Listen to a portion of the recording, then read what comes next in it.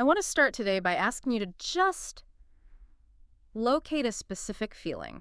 It's almost always a physical thing. Hmm. It happens when the house is finally quiet, maybe late at night or in those, early hours before the sun is really up. Oh, I know this feeling. It's this heaviness that just settles like right in the center of your chest. And it's not the panic of, did I pay the mortgage or, did I send that presentation? It's deeper. It's the highlight reel nobody wants to watch. Exactly. It's the replay tape. It's the tone of voice you used 3 years ago when you were stressed and snapped at your toddler. Or the look on your teenager's face when you were just too distracted to really hear what they were saying. Yes, that. It's that gnawing, heavy sense of parenting guilt. And usually when we talk about this, the immediate instinct is to fix it. We want the 5 steps to stop yelling. Or how to zen your way through tantrums. Yeah, Which are, they're useful tools, don't get me wrong. of course. But they rarely address the actual weight of the feeling itself. They treat the symptom, not the condition. Right. So today, for this deep dive, we're doing something a little different. We are not looking at a parenting manual. We're looking at a philosophical essay. It's called Mistakes, and it's by the writer and philosopher Pedro Malha. Mm-hmm. And I have to say, reading this felt less like reading advice and more like someone was unzipping this heavy backpack I didn't even realize I was wearing and just taking rocks out of it. That is a fantastic way to put it, because Malha isn't interested in the how-to of fixing a mistake. No. He's interested in the what is. He treats a parenting mistake almost like a physical object, a geological formation. He wants to know what it's made of, why it's so heavy. And why it seems to survive in our memory longer than like any other error we make. Exactly. Like he calls them collisions. That phrase really stuck with me. He says mistakes are moments where intention, limitation, fear, love, exhaustion, and time collide. That is a very crowded intersection. Yeah. And usually we just see the crash. We don't see all the cars that caused it. No. So our mission today is to stand at that intersection and try to figure out what is actually happening. We're going to look at the anatomy of a mistake, why our brains edit out all the context to make us feel worse, and this is the part that really surprised me.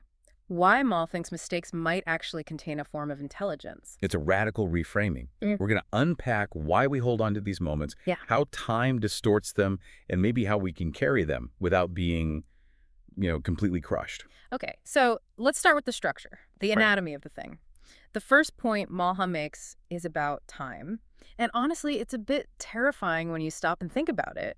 He argues that a mistake is rarely a mistake when it's actually happening. Right. This is the whole concept of hindsight being the architect. We have this illusion that we live life with a clear view, but Malha points out this sort of fundamental tragedy of parenting, Which is that it is lived forward without any rehearsal, but it's remembered backward. lived forward, remembered backward. Okay, let's break that down because that feels like the root of so much of this anxiety. Well, think about a mistake in real time. In the moment, say you're dealing with a sullen teenager or a crying toddler late in the afternoon, you are purely reacting. Just reacting. You're using the information, the patience, the emotional tools you have in that exact second. You don't know the outcome yet. You don't know if this is a big deal or a small deal. You're in the trenches. You're just trying to survive the moment. Exactly.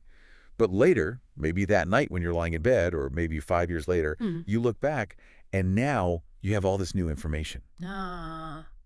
You know that the teenager was actually depressed, not just being rude. You know the toddler was getting sick. You know the outcome. So Malha defines a mistake essentially as the distance between what was known then and what is known now. That's incredibly unfair, isn't it? It's deeply unfair, Yeah. but it's how our brains work. Yeah. We judge our past selves who are operating with like zero information using the limitless information of the present. It's like being angry at yourself for not bringing an umbrella on a day that was sunny when you left the house, just because it rained later on. Perfect analogy. So the mistake isn't some fixed thing. It actually changes based on where you're standing when you look back at it. It's totally fluid. As the child grows, that distance grows. Something that felt like just a tough parenting moment years ago might look like emotional neglect when you see it through the lens of a decade of hindsight. The mistake changes shape because you've changed. And that leads to the weight of it. This is something I really struggle with. I can make a mistake at work. I can accidentally delete a crucial file, cost the company money, and yeah, I sweat for a day. I feel dumb, Yeah. but I fix it or I apologize and I move on.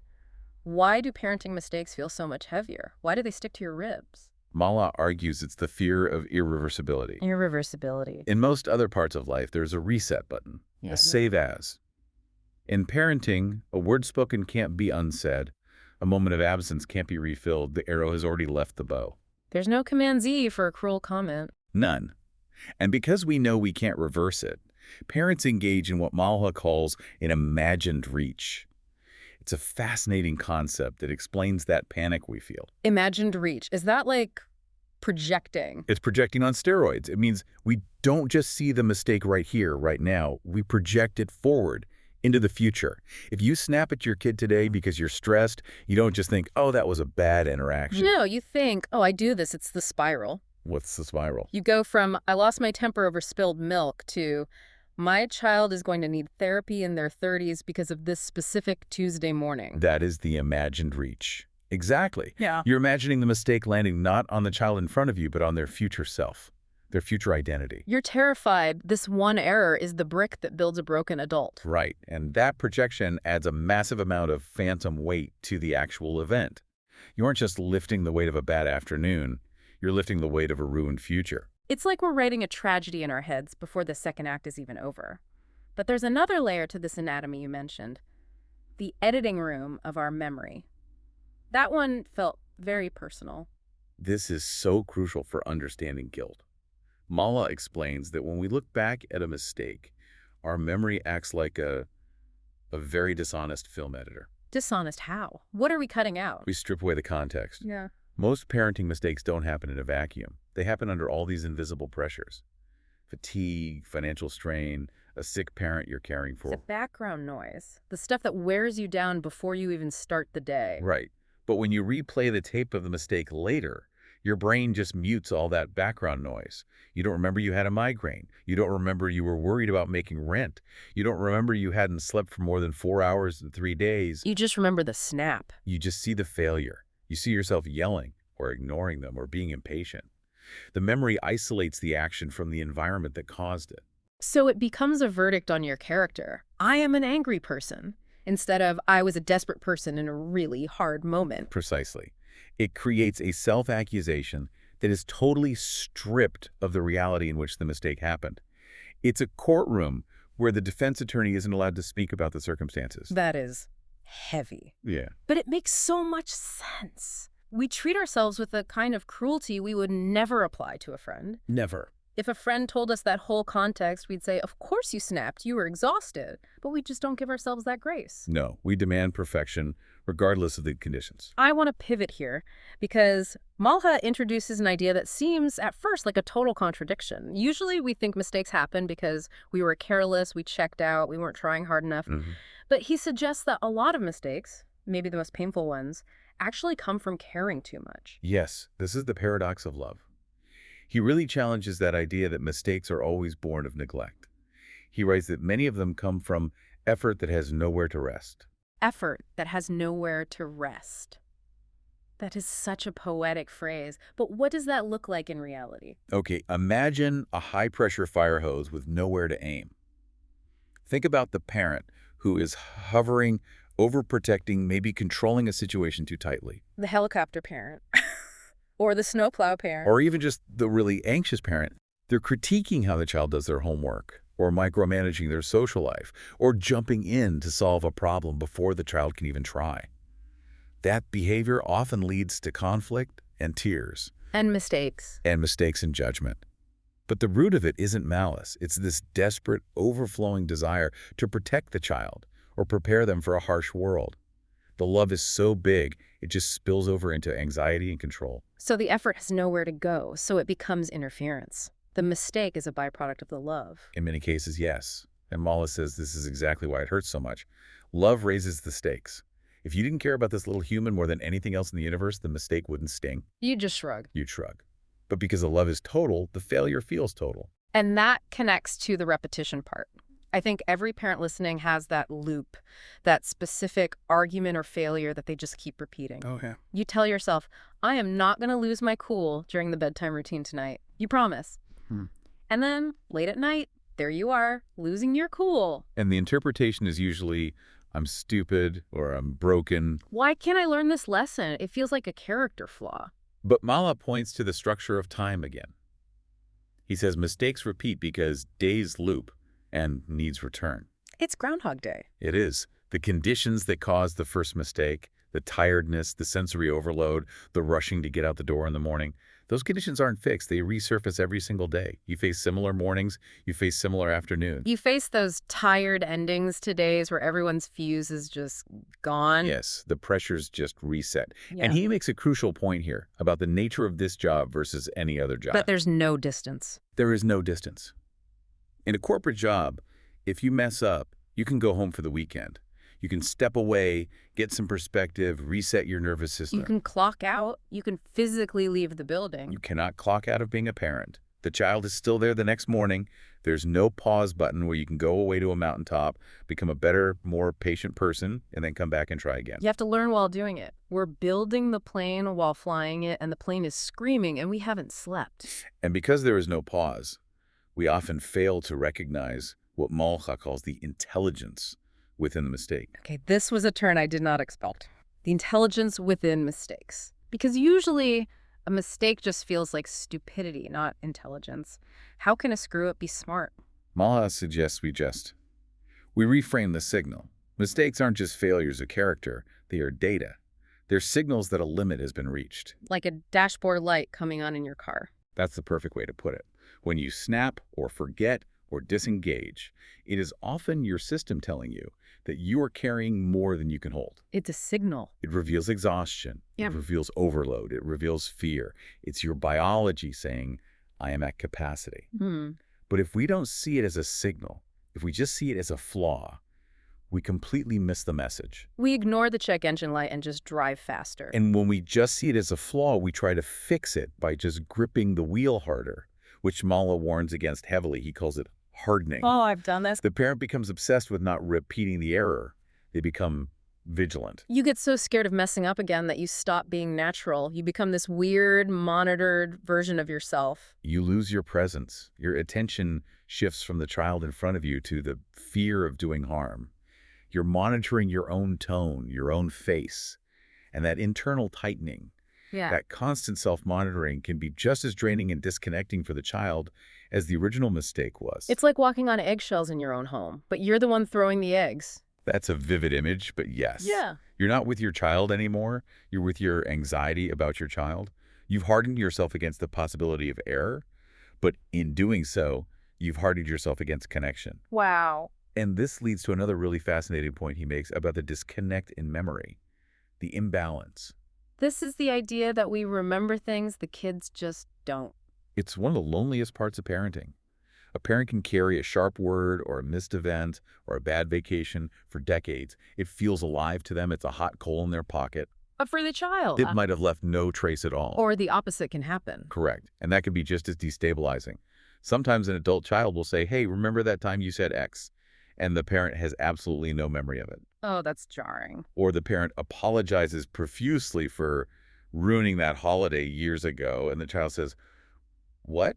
That was the best holiday ever. We ate pizza on the floor. It really just highlights how the experience of the mistake is happening more in our own heads than it is in the room. It proves that our internal scorecard is not the same as the reality of the relationship. So we've got this heavy anatomy of mistakes. This loop of repetition, the burden of memory, the harsh editing room. It feels like a lot to carry. How do we put this down? Or at least how do we carry it without it crushing us? Does Malha offer a way out? He does, but it's not a fix. No. It's not a checklist. It's a shift in perspective.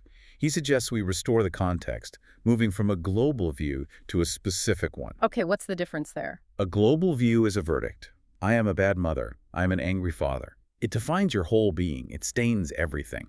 And a specific view. A specific view is this event happened under these conditions. So instead of I'm a monster, it's I yelled because I hadn't slept and I was scared. Right. And Mala argues that acknowledging the humanity and limits involved doesn't erase responsibility. You can and should still apologize. You can still try to repair.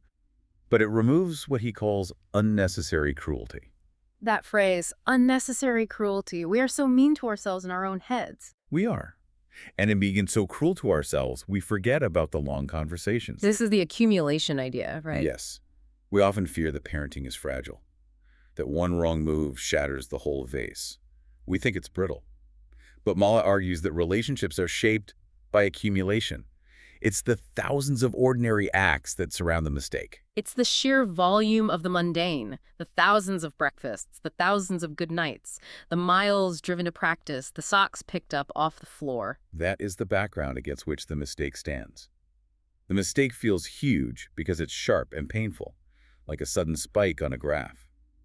But if you zoom out, the graph is actually very, very long and filled with steady, quiet care. So we need to zoom out. We're staring at the spike and ignoring the 10 miles of flat road that came before it. We have to zoom out.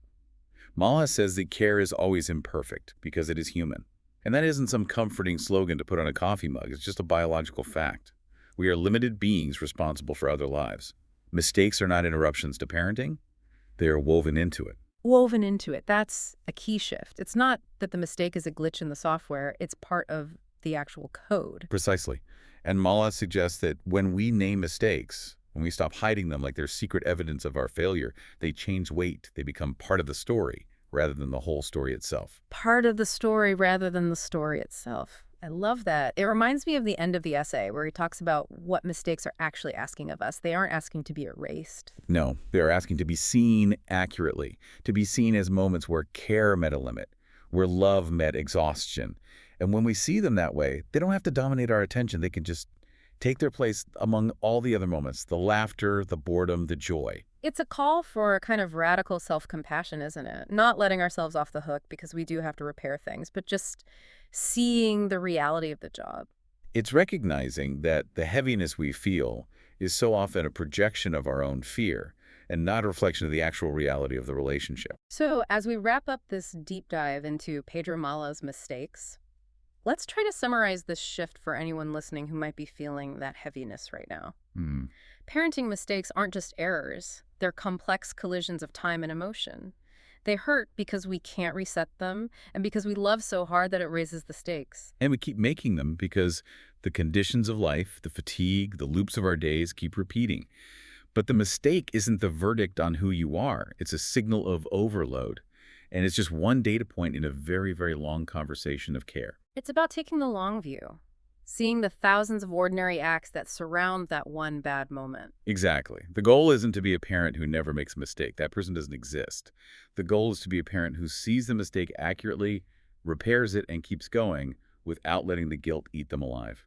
Which brings us to our final thought for you to chew on today. We spend so much energy trying to hide our mistakes or wishing we could scrub them from the record. But here's the question Mala leaves us with, and I think it's profound. It really forces you to check your ego. What if the heaviest thing about a mistake isn't the error itself, but your belief that it defines you? What would happen, truly, if you just let the mistake sit there? Not fixing it, not hiding it, not agonizing over it. Just let it sit on the shelf right next to the love, right next to the joy, right next to the exhaustion. What if you let it just be part of the practice? It might just make the whole thing a little lighter. And I think we could all use a little less weight in the backpack. I think we could. Thanks for diving deep with us today. Thanks for listening.